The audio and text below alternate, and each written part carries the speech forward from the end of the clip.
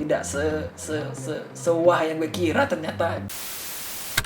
Desain dengan tema cheerful minimalis. Kok subscriber gue berkurang? Sangat tidak terduga. Hanya tipis-tipis. Kur aja 27 koleksi pribadi. Tet.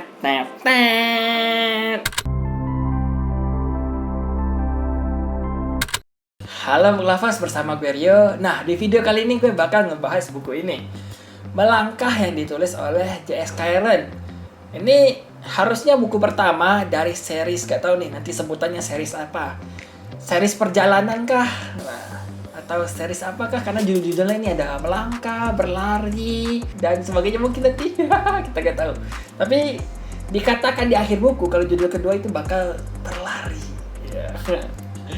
Nah, ini gue akhirnya memutuskan untuk baca ini itu karena penulis membuat novel bisa dibilang fantasi lokal yang bisa dibilang cukup pertama. Maksudnya fantasi loh. Udah baca Terelie yang dia menulis ya ada fantasi juga, cuman sebenarnya lebih ke sci-fi, fiksi sci-fi, series bumi. Nah, hadir ini fantasi. Gue mikirnya, wah ini kayak Indonesians Rick Riordan. Kayak gitu tuh. Gue udah kayak ekspektasi tinggi. Tapi ya kita lihat apakah bakal sebagus dan memenuhi ekspektasi gue yang udah cukup tinggi, karena gue udah baca banyak referensi buku fantasi. Tapi ya gue cukup berharap sih, karena penulis ini cukup bagus buku-buku yang lainnya, tapi genrenya bukan ini. Genrenya lebih ke slice of life atau kehidupan sehari-hari, atau tentang keluarga, atau tentang cinta, drama, mungkin ada komedi juga sedikit di sebagian buku lain. Nah ini nih fantasi, petualangan, action gitu, jarang. Dan kita bahas buku Melangkah ini. Buku Melangkah ini berkisah tentang 4 orang sahabat yang suatu hari kembali ke Sumba. Salah satu temannya ini orang asli Sumba. Mereka pulang ke sana. Terus di Sumba ini muncul kejadian aneh. Si anak yang pulang ini memperoleh sebuah ramalan misterius yang dikatakan itu ramalan dari nenek moyang leluhur mereka yang ada di sana, di tanah Sumba. Dan lamaran tersebut bisa dibilang cukup mengerikan. Dikatakan kalau bakal ada kuda raksasa besar hitam turun dari langit dan sebagainya. Akan ada 2 orang yang akan kayak mempersatukan, gimana sih, gini gue bacakan aja. Akan datang kegelapan yang berderap bersama ribuan kuda raksasa di kala malam. Mereka bangun setelah sekian lama untuk menghancurkan Nusantara. Seorang lelaki dan seorang perempuan atau sepasang insan ditakdirkan untuk membaurkan air di lautan, api di pegunungan, menyatukan tanah yang menghujam dan udara yang menghampar. Itu kayak, ramalan apa ini? Gue mikirnya ini udah kayak seriesnya Rick Riordannya Apollo loh. Yang seriesnya Apollo itu kayak gitu juga, muncul sebuah ramalan dari seorang oracle. Oracle ini kayak seorang peramal dari mitologi Yunani lah, kepercayaan kayak seorang peramal akan memperoleh julukan oracle kalau dia kayak diberikan berkat dari dewa gitulah untuk memberikan ramalan-ramalan, membimbing manusia setengah dewa agar bisa bertahan hidup, mencegah kejahatan, kayak gitu tuh. Gue kayak, wah kayaknya seru nih buku. Terus selain itu latarnya Sumba lokal, ada silat, budaya, pasukan berkuda dan sebagainya. Kayak wah ini bakal menyenangkan, karena pertarungan kayak pasukan berkuda, lempar tombak, panah-panahan dan sebagainya, adu pedang. Senjata di sini bukan lebih tepatnya pedang tapi parang karena lokal. Gue pikirnya ya pasti bakal lebih menyenangkan karena lokal, karena kita tahu sendiri budayanya bagaimana. Ada sedikit banyak karena Nusantara itu ya Melayu dan sebagainya, pasti ada sedikit banyak ya senjata kayak mungkin parang, ntar muncul pakai keris atau senjata-senjata tertentu yang lokal yang lebih menyenangkan lah.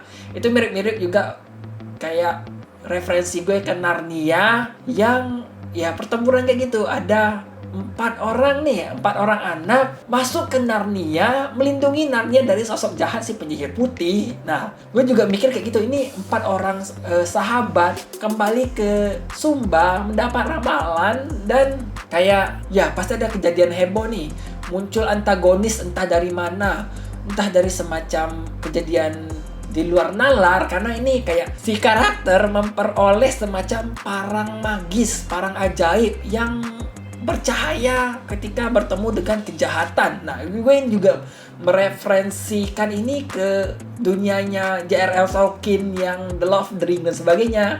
Ada pedang elf yang bakal menyala warna biru ketika bertemu dengan orc kayak gitu.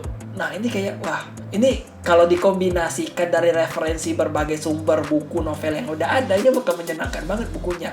Cuman ya gitulah, tidak sewah yang gue kira ternyata, tapi cukup menyenangkan, cukup menghibur. Hal yang gue suka itu adalah adegan silatnya, pertarungannya, aksinya, karena mereka menggunakan teknik bela diri silat. Kalau orang-orang kan adu pedang, adu kekuatan magis, alat-alat sihir di tempat-tempat lain gitu kan, di dunia fantasi, novel fiksi lain. Kalau ini kan lebih kayak wah, pertarungan 1 lawan 1 pesilat, atau 1 lawan beberapa orang keroyokan. Nah ya silat hand gitu, hand to hand, ini lebih menyenangkan nih, punya kesannya sendiri nih. Terus di sisi lain juga landscape Sumbanya itu keren loh, perbukitan, padang savana, kayak pedesaan dengan rumah adatnya, terus ada hutan, pinggiran pantai, pesisir, ada juga rawa, sungai dan sebagainya. Kayaknya Sumba ini keren deh, hampir semuanya ada kayaknya. Nah itu kayak wah, ini kayak wih, gabungan The Hobbit ala J.R.R. Tolkien, terus C.S. Lewis, dan banyak juga kayak fantasi remajanya Rick Riordan. Dan gue kayak wah, bakal menyenangkan lah harusnya. Dan memang menyenangkan akhirnya. Pertama, petualangan mereka bertemu ke tempat atau berkunjung ke tempat-tempat yang ada di Sumba gitulah. Padang savana ada namanya Bukit Persaudaraan dan seterusnya itu keren banget lah. Terus coba aja kalau dijelaskan lebih banyak tuh tentang suku yang ada di sana, desanya bagaimana, tradisi penyambutannya gimana. Karena kayak di bukunya Rick Riordan juga yang Percy Jackson sih, kayak pasti ada satu tradisi tertentu kayak yang di bukunya Rick Riordan, pasti kayak tradisi Yunani Romawi, penyambutan terhadap setengah dewa. Kayak oh, kita kedatangan murid baru, disambut lah. Pasti ada tipikal khas budaya tertentu yang dari ya kebudayaan setempat gitu. Cuman ini kayak ada karakter maksa banget, jangan diadean penyambutan ya.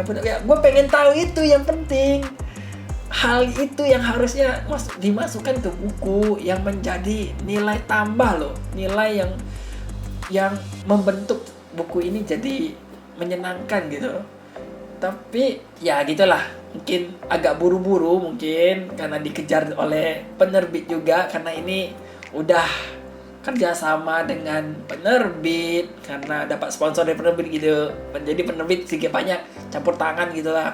Terus ada juga karena ini dapat sponsor juga jadi lembaga pemerintahan kayak gitu. Jadi ya mau lah, nggak bisa terlalu luas untuk nulisnya harusnya. Cuman gue bisa mengalami lah. Hal lain yang gue suka itu adalah kombinasi unsur pada novel ini nih.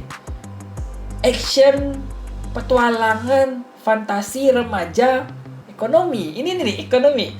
Diobrolin hal-hal bisa dibilang cukup mendasar lah. Ada pelajaran-pelajaran ekonomi tentang kayak hubungan supply, demand, kebutuhan, dan persediaan.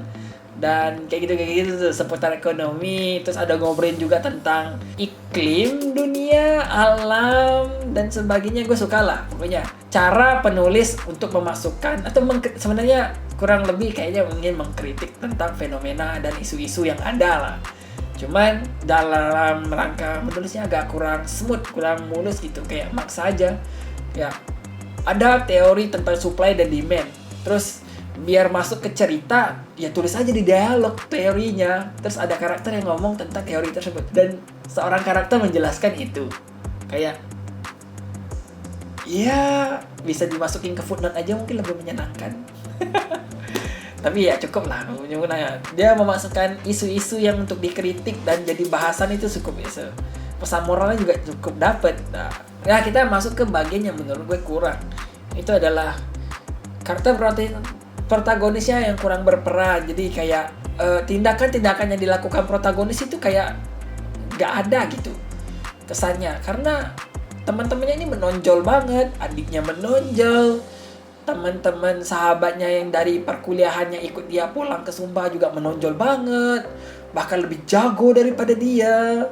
Kayak ya gak berasa seperti protagonis, sementara antagonisnya ini ya cukup menjanjikan, punya backstory yang cukup kuat, cuma motivasinya untuk melakukan sesuatu kejahatan atau tindakan yang salah itu hingga harus dibenarkan oleh protagonis itu kurang kuat, bingung gitu.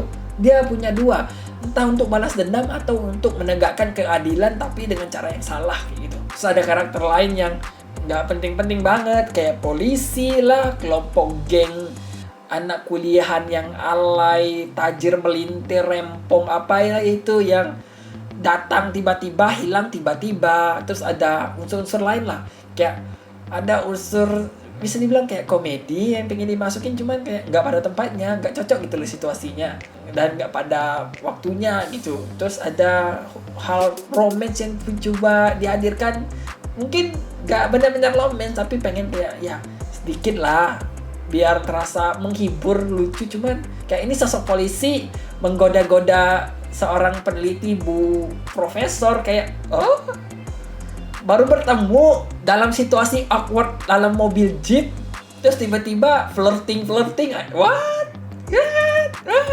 Kayak gitu tuh. Ya, mereka kabur dari penjahat, situasi gawat darurat, kejar-kejaran penuh aksi, tapi kok gitu sih? Aduh, nanggung, serba nanggung. Karakter pendukung mendominasi, karakter utama kurang banget, nanggung gitu, kuat nggak kuat. Maksudnya profesinya antara tinggi gak tinggi, dominan gak dominan, kayak gitu. Dan ya kurang lebih kayak gitulah, nanggung banget. Dan ya review gue untuk novel Blanca sebenarnya sangat menghibur, gue suka banget. Cuman untuk investasi ke karakternya itu sangat kurang lah menurut gue. Dan ya sampai ketemu di video gue berikutnya, bye.